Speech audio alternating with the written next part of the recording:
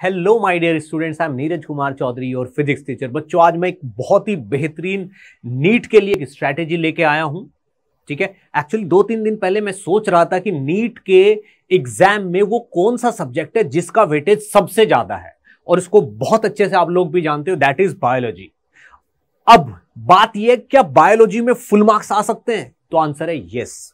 तो आपके बायोलॉजी के टीचर के साथ बैठ के मैंने इस चीज पे काफी देर तक डिस्कशन किया है बच्चों, कि किस तरीके से बायोलॉजी में 100 में से 100 मार्क्स लाए जाएं, यानी कि 100% मार्क्स लाए जाएं। ठीक है बच्चों, एक भी मार्क्स आपका लूज नहीं हो। और ऐसा होता है, बहुत सारे बच्चों के नीट के एग्जाम में फुल मार्क्स आते हैं। तो बच्चों, अब मैं आपको मिलवा रहा हूं बायोलॉजी की एक ऐसी दिग्गज फैकल्टी से जो पिछले 25 सालों से नीट के लिए पढ़ा रहे हैं, और जिनके पढ़ाए हुए हजारों से ज्यादा स्टूडेंट आज सेलेक्ट होके डॉक्टर बन चुके हैं। ठीक है ना? तो मिलते हैं आपके बायोलॉजी के टीचर राज गुप्ता सर से। Thank you Neeraj sir. So hi students, I am doctor Raj Gupta. जैसा सर ने बताया कि मैं पिछले कुछ सालों से नीट के में बायोलॉजी पढ़ा रहा हूं। इन मेरे सालों का जो तजुर्बा है वो मैं आपको बताता हूं। एक बात आपको अपने दिमाग में बिठा लेनी है कि बायोलॉजी सिलेक्शन कराती है और फिजिक्स और केमिस्ट्री रैंक बनाते हैं। बिना बायोलॉजी के सिलेक्शन नहीं हो सकता। जनरली बच्चों के दिमाग में ये रहता है कि बायोलॉजी आसान है, इसे हम कर लेंगे, तो उस पर टाइम नहीं देते। बट आसान के साथ साथ हमें यह भी समझना पड़ेगा कि बायोलॉजी बहुत वास्ट है। ये अपने आप में कंप्लीट 2 सब्जेक्ट्स हैं, बॉटनी एंड ज़ूलॉजी, एंड अपने आप में it is going to give you 50% of the marks.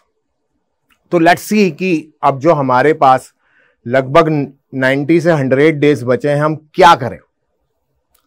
अगर मैं नीट के पेपर्स की एनालिसिस करता हूं तो 2016 का जो पेपर था वो नीट का लास्ट टफेस्ट पेपर था। यानी उससे पहले जो नीट के पेपर आते थे टफ होते थे, बट 2016 का जो पेपर माना जाता है वो सबसे टफ माना जाता है। 2017-18 के जो पेपर आए वो जनरली ओल्ड एनसीईआरटी और न्यू एनसीईआरटी से बनाए गए थे। 2019 कोरोना काल के अंदर जो पेपर आया वो नीट का सबसे आसान पेपर था, कि इससे आसान पेपर आज तक नीट ने नहीं बनाया था। एनसीईआरटी के हर चैप्टर से 1-1, 2-2 क्वेश्चन लेकर के पेपर बना दिया गया। जो 2020 का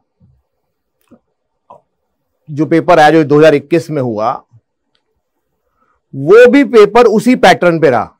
यानी एनसीईआरटी के हर चैप्टर से 1-1, 2-2 क्वेश्चन लिए गए और पेपर बनाया गया, बट थोड़ा सा उसको ज्यादा ट्रिकी किया गया। इसके अलावा उसमें कुछ नहीं किया गया। तो मेरा यह विचार है, इस साल जो पेपर रहेगा उसका पैटर्न यही रहने वाला है कि like every chapter of NCERT से 1 या 2 क्वेश्चन लिए जाएंगे। ओके, आपने पिछले दोनों सालों में देखा होगा कि जो साइड में इंफॉर्मेशन होती है बॉक्सेस के अंदर, या साइंटिस्ट के बारे में, उसके ऊपर भी एनटीए ने क्वेश्चन सेट किए। तो अगेन पैटर्न यही रहने वाला है कि इसके साथ साथ आप एनसीईआरटी एग्जाम्पलर को भी देख लीजिएगा। दोनों सालों में एनसीईआरटी एग्जाम्पलर से कुछ भी नहीं आया, बट मुझे लगता है कि इस साल हो सकता है कि ये एनसीईआरटी एग्जाम्पलर को भी इंक्लूड कर ले। तो अगर आप इस पैटर्न से करेंगे कि एनसीईआरटी की हर लाइन को 2-2, 3-3 बार दोहरा लें, इंपॉर्टेंट पॉइंट्स को जो मार्क कर लें, है ना। जैसे अगर मैं एक इंपॉर्टेंट पॉइंट बताता हूं, जैसे डाइजेस्टिव सिस्टम है, तो डाइजेस्टिव सिस्टम में से आप हर ग्लैंड्स के सिक्रीशन को याद कर लीजिए, एंजाइम्स के एक्शंस को समझ लीजिए।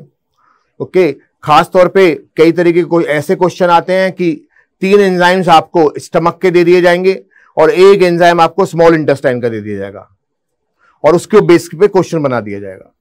तो पेपर मोर और लेस फंडामेंटली एनसीईआरटी से ही आने वाला है। बट हो सकता है कि उसको थोड़ा सा एक्सटेंड किया जाए, ओके, टू एनसीईआरटी एग्जाम्पलर और to application level. Okay, thank you very much.